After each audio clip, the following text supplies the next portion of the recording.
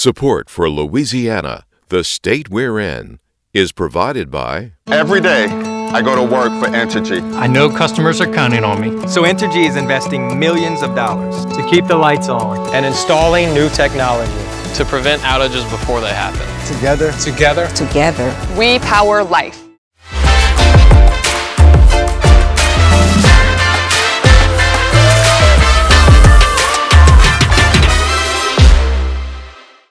Additional support provided by the Fred B. and Ruth B. Ziegler Foundation and the Ziegler Art Museum located in Jennings City Hall. The museum focuses on emerging Louisiana artists and is an historical and cultural center for Southwest Louisiana. And the Foundation for Excellence in Louisiana Public Broadcasting, with support from viewers like you.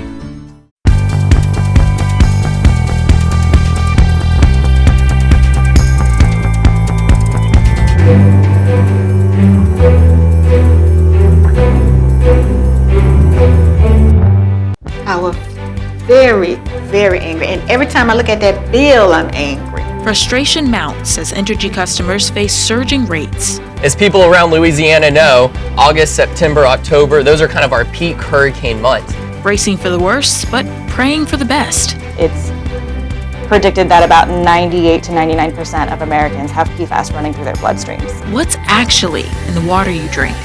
But it's not about us and our generation, it's about future generations. Coastal restoration and the power of the river. Hi everyone, I'm Kara St. Cyr. Andre Morrow is off tonight, but he has 2 reports coming up later in our broadcast. But first though, abortion clinics are operational once again in Louisiana as a debate over the clarity of abortion laws continues.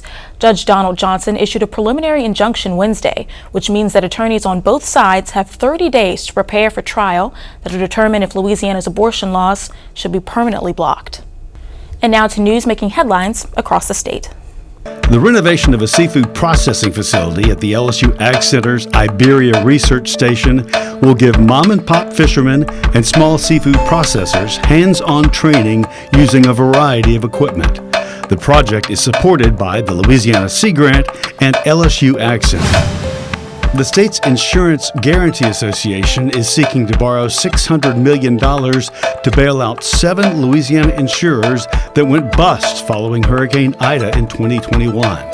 The agency would sell bonds to recoup the money from surviving insurers, a cost that would ultimately fall on Louisiana taxpayers.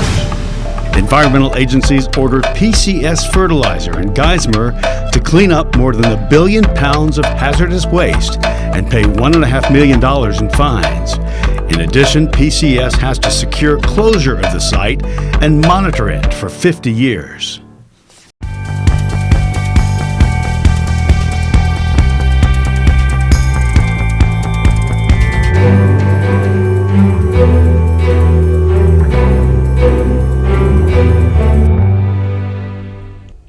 Entergy customers got a note in the mail explaining that prices are going up in June. Now it's been a month and customers are feeling the pinch. We spoke with both Entergy and Entergy customers about the increased costs and how to manage them. Got new windows. I keep my blinds closed. I want it to be dark and cool in my house. $400 and something for a doggone electric bill on a small 1,300 square feet house. I was angry. I was very, very angry. And every time I look at that bill, I'm angry because I know I'm being cheated. Denise Bickham's Entergy bill was about $400 higher than usual for the month of July. So how much are you paying for your electric bill right now? Well, for this month, is $461.74 if I pay before the 27th of the month. But if I pay after the 27th, it's $484.82. Is that normal for you? Oh, no, not at all. Bickham's bill is broken down into 4 parts. First, her base electric bill, which is about $228. Rider and recovery costs bring that up to $377.41. Then Entergy factors in her gas bill, And finally, there's extra added franchise fees for usage and gas. Then you have city sales tax, which added to an extra $45.34. Now these other charges and adds up wasn't there last year. All that wasn't on. The extra $45 wasn't there last year. So this is all brand new. This is all brand new. Bickham says those costs weren't there 2 years ago. This bill was December 2020. It was $88.62. So what are we paying for here? As you can see, there's no extra fees. There is $61.62 in electric fees and $20 in gas fees. Bickham isn't the only New Orleans resident facing higher charges. Entergy customers all over the state are experiencing price hikes. Customers are being charged for the repairs that were made following the most recent hurricanes. Entergy did what it had to in order to repair the electric system, bring our communities back to a sense of normalcy and help the economy of our state. And those charges related to the most recent hurricanes are the charges that are being seen on June bills as it relates to the storm restoration cost. David Fries, a spokesperson for Entergy, says the company is using a method called securitization, which is a fancy way of saying Entergy customers will pay more over the course of 15 years to recoup money for hurricane damage. But this isn't the only reason bills are going up. Natural gas is more expensive to purchase, which means power is more expensive to produce. The average increase related to the natural gas fuel adjustment charge was to be $15 for a residential customer using 1,000 kilowatt hours. Again, that was for the June bills. As it relates to the storm securitization cost, we are expecting it to be around $9 to $10 a month for a residential customer, again, using 1,000 kilowatt hours. And that would be $9 to $10 a month for the next 15 years. Fries says the last additional cost is coming from increased usage. I say the highest comfortable temperature because, look, comfort's going to vary by household, and we know that not everyone will be able to keep their thermostat at 78 degrees. But please consider that every degree below 78 can potentially add 3% to your bill. So if you crank it down from 78 degrees to 75, you've potentially already added 9% to your bill. The power company says they don't know exactly when costs will return to normal. But right now, we can't foresee how long prices will be as high as they are. For the storm securitization cost in particular, we know that those will be on customer bills for the next 15 years. Entergy is providing resources for people struggling with high costs. You can apply for payment assistance programs online, but Bickham worries that some people can't wait that long. I mean, this is going to run people out of Louisiana and New Orleans because you can't afford to stay.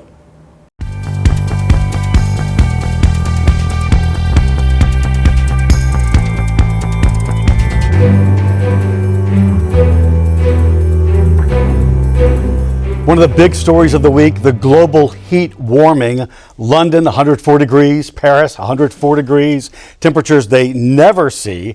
We had record heat here in Louisiana in June, and we're used to heat. But what it's also done is raise the water temperatures. Lake Pontchartrain, 95 degrees. The Gulf of Mexico also elevated a bit. So Dr. Paul Miller, LSU hurricane specialist, not what you want to hear as we're in an anticipated busy hurricane season, though we haven't seen it yet, and approaching the peak point of that season. Yeah, that's absolutely right. So as people around Louisiana know, August, September, October, those are kind of our peak hurricane months.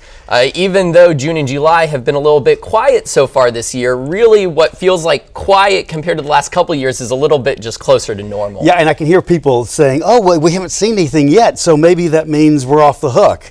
Not so, huh? Yeah, that's a little bit of wishful thinking, and I even want to think that way too. But if you actually kind of look at the long-term averages, we actually don't see our first hurricane normally until early August, and that's still about 2 weeks away. And again, your data for the Gulf of Mexico that was developed by you and the LSU researchers is all pointing to about 6 storms in the Gulf this season. Yep, absolutely. So we kind of produce our own seasonal forecast using some forecast air temperatures about 4 miles above our heads. And based on those projections, we anticipate 6 storms in the Gulf.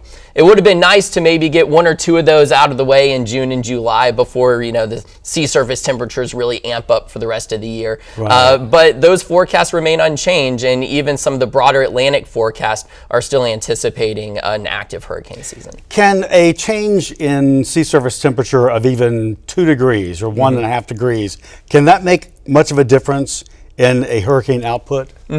Yeah, well, it absolutely can. And what's probably even more important to the storm is how deep that warm layer extends beneath the water. Right. So sometimes during these big heat blasts, we can really crank up our sea surface temperatures. What can maybe is more important for the hurricane actually is how far beneath the surface that heat is able to progress. Right, because it churns up the water, and if it's all warm at some depth, that's even worse of a story. Which is another reason why it's kind of nice to have a few storms earlier in the year, because they're going to promote some of that mixing across the Gulf and take some of those really hot sea surface temperatures and maybe bring up some cooler water from below. Nice to have that. We haven't had that yet.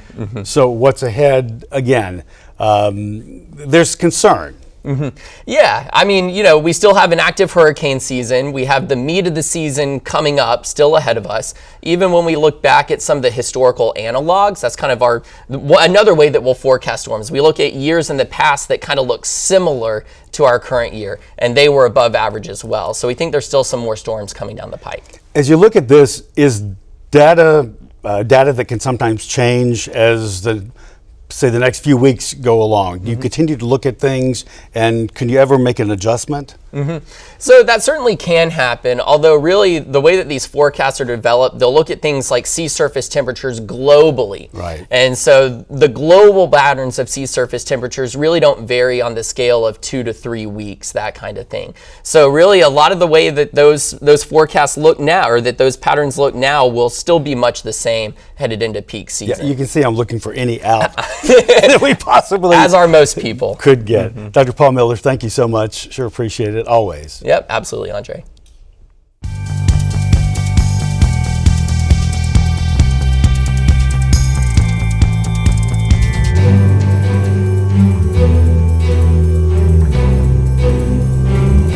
PFAS are man-made chemicals that industries use to make plastics. They're nicknamed forever chemicals because they break down very slowly over time. The Water Collaborative explains their investigation into how much are in our water.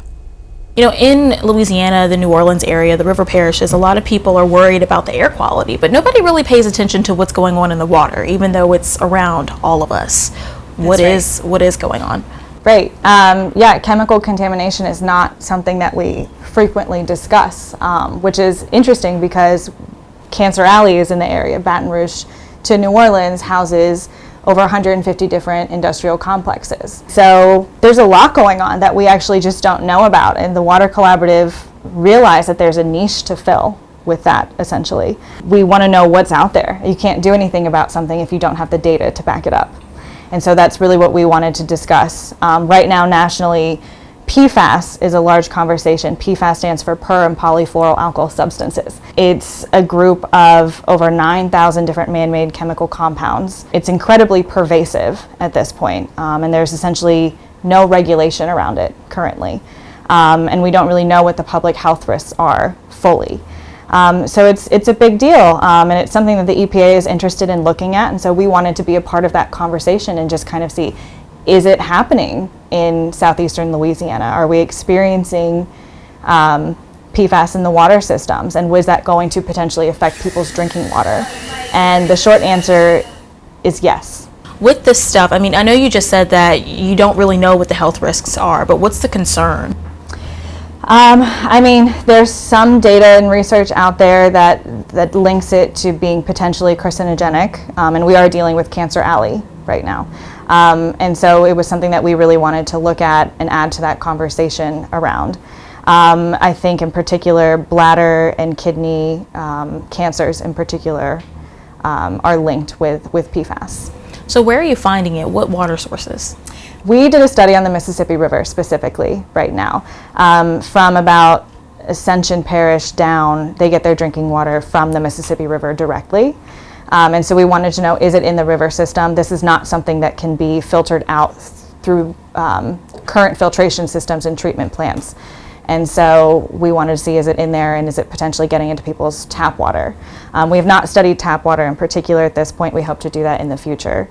But that's kind of where we wanted to start out our process, at least. Yeah, I was thinking about the tap water situation because I live in Baton Rouge, and most of the water that we drink, it comes from out of the ground. It's groundwater. So is it possible at all that these types of contaminations can end up poisoning that water?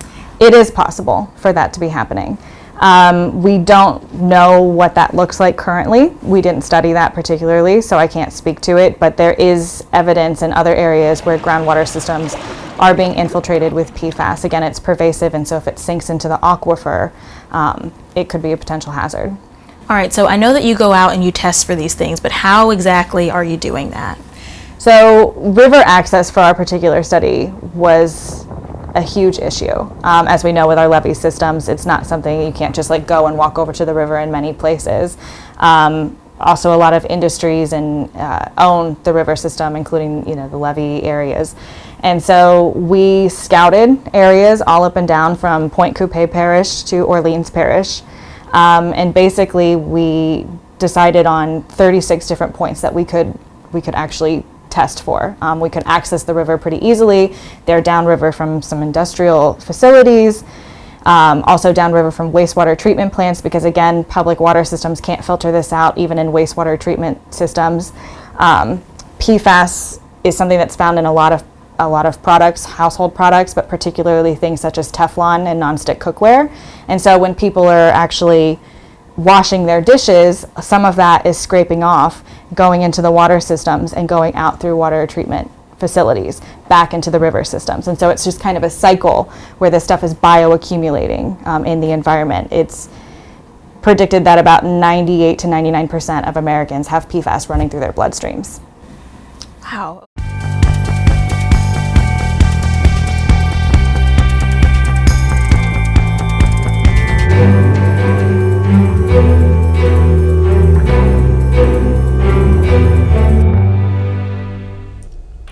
The Mississippi River begins as a tiny brook, but the Gulf quickly becomes the centerpiece of the second largest watershed in the world. What's currently happening in the Delta proves why it's nicknamed the Mighty Mississippi. Andre Morrow has that story. Part of Louisiana's coastal master plan is to divert river water to rebuild the coast, a multi-billion-dollar proposition. Down near Buras, the river has done its own diversion project, and it's a real-life study of what can be achieved. How did this thing happen? Well, it really happened on its own. There was a channel here and has been a channel here for quite some time, but it's been relatively small. Bryn Haas, executive director of the CPRA, says nature and the power of the river has allowed this channel to widen greatly. These satellite pictures give you a current look of Neptune Pass, and it shows how naturally diverted water and sediment deliver what's needed to rebuild land. It's a real opportunity for us to learn about the power of the river. We see across our coast, whether it's the Wax Lake Outlet, the Atchafalaya Delta, downstream from Neptune Pass, of course, in the Venice area, the power and the vigor of the river really to deliver sediment, to restore our wetlands, to increase wildlife populations, affect fish populations and so forth in a real positive way. And this is a significant amount of river water that's being released east of the river into the Breton Sound Basin. For it to sort of do this on its own, make its own decision and decide that, you know what, more water needs to go here and enlarge this pass, and then the power of it again to deliver the sediment, fresh water and nutrients to an area that is really benefiting from it at this point.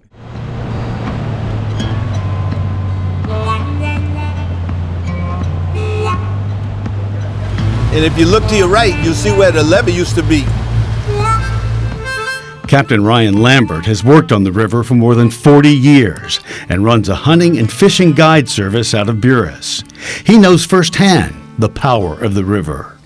The west side of the river has been completely cut off from Spanish Pass and Red Pass all the way toward the west is completely cut off from the river, versus over here, because of the Hurricane Camille in 1969, opened up some diversions. It opened up the river to this part of the world.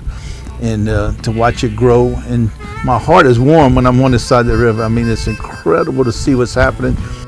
As important as it is to replenish land, there's a delicate balance the Corps of Engineers has to consider to keep commerce on the river strong.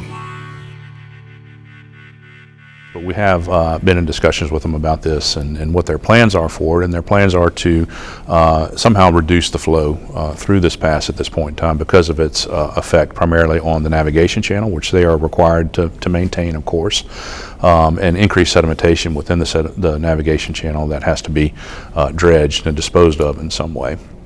In addition to its effect on steerage for the ships that are traveling up and down river. It's important not just because of the crisis that we're facing here in Louisiana from a land loss perspective and how that's affecting our fisheries, our wildlife, our communities, and so forth, but that ecosystem that is around the navigation and flood control system, right, that is the river, it protects it. Without the wetlands adjacent to that river, it's much more vulnerable to hurricane storm surges and other natural and man-made perturbations that it wouldn't be otherwise. What fascinates you about this and what's being built there? There are kind of two main things I think that really fascinate me about this. One is the scaling or the scalability of how water and sediment move. Whether we're talking about 120 cubic feet per second of volumes of water at Neptune Pass or just a trickle, again, running in the gutter along the street of your house. Those patterns are all the same. The physics and the movement of that water and the power that it has are scalable from very large to very, very small. I do think it's important for us to try to, again, balance the needs of the users of the river, again, flood control, navigation, and ecosystem restoration. The greatest thing about this Neptune Pass, it gives us an ability to see Mother Nature from its infancy, starting on a brand new diversion that big. We can take most of Louisiana back. We can't take it all back, it's just impossible. But it's not about us and our generation, it's about future generations. It's about my great-grandchildren seeing what I've seen. That's all that's important to me. And if we can preserve this opportunity and preserve some of the benefits that we're seeing, or we hope to see, we think we might see at Neptune Pass, we're working very closely with the Corps of Engineers to try to encourage that kind of thinking and that way of managing this pass.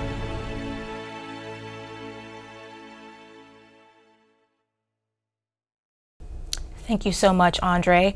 Native American tribes across the state have been celebrating their culture this summer.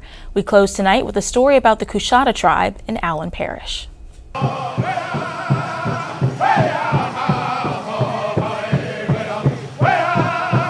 You drive here into the piney woods of Elton, Louisiana, and you come upon the Coushatta tribe.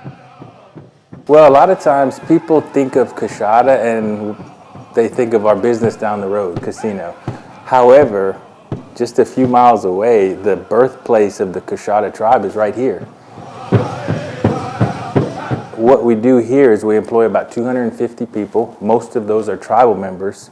We offer services from healthcare, police and fire, gymnasium, IT, education. There's a whole list of things that operate here.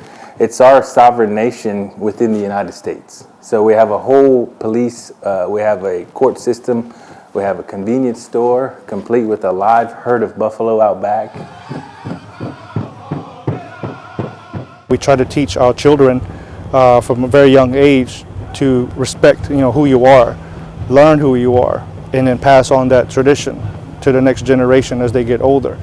And that's the only way we'll be able to keep our identity, is to learn our language, learn our stories, learn our arts, arts and crafts that we traditionally have, and then pass that on.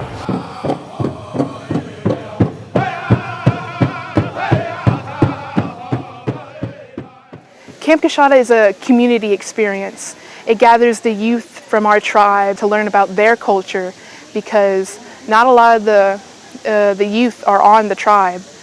It opens a whole new world to them that their ancestors had, that we have. They get to teach others, and they get to be proud of their culture and their heritage and where they came from. And I think it's just a very good experience for beginner dancers like me who get to go out there, get to start and show their community that we want to do something, we want to represent.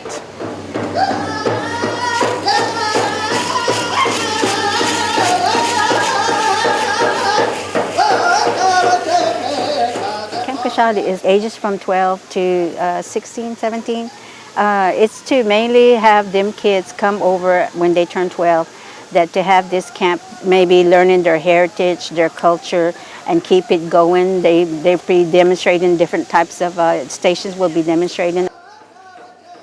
We have different stations like drum making, jewelry making, basket making, language, just for you to learn and for our youth to teach them. It's just a way so that when you come here, it's our people teaching you, it's our kids teaching you.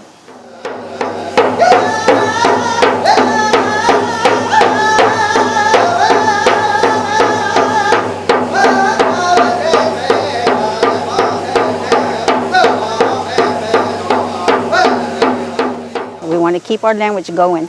We have maybe 300 maybe still fluently speaking Coushatta. I'm one of them, and I know we tend to forget to keep our language going, so we had made a mistake not teaching them. Now we're trying to bring it back and keep it going. I'm actually going to school. I'm going to be a history major, and I'm going to learn my language and come back and preserve our culture. That's my plan. The Coushatta, we exist. That a lot of people don't know that there is tribes in Louisiana. That we are here. There's a lot of us. We know who we are. Now we're still here, still learning and teaching. One thing I want people to know is that we're still here, we still have a Coushatta people here, because when you go out of town, or they don't realize that we're here. So we are still here and we're still growing.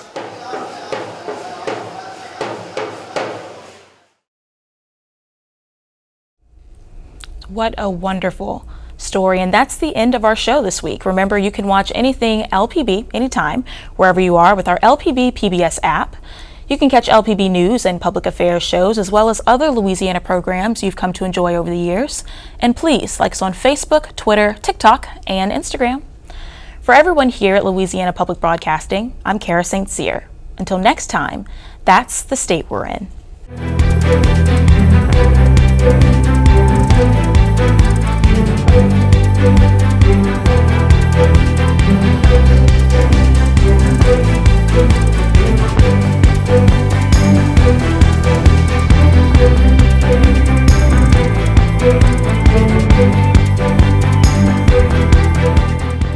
Every day, I go to work for Entergy. I know customers are counting on me. So Entergy is investing millions of dollars to keep the lights on and installing new technology to prevent outages before they happen. Together, we power life.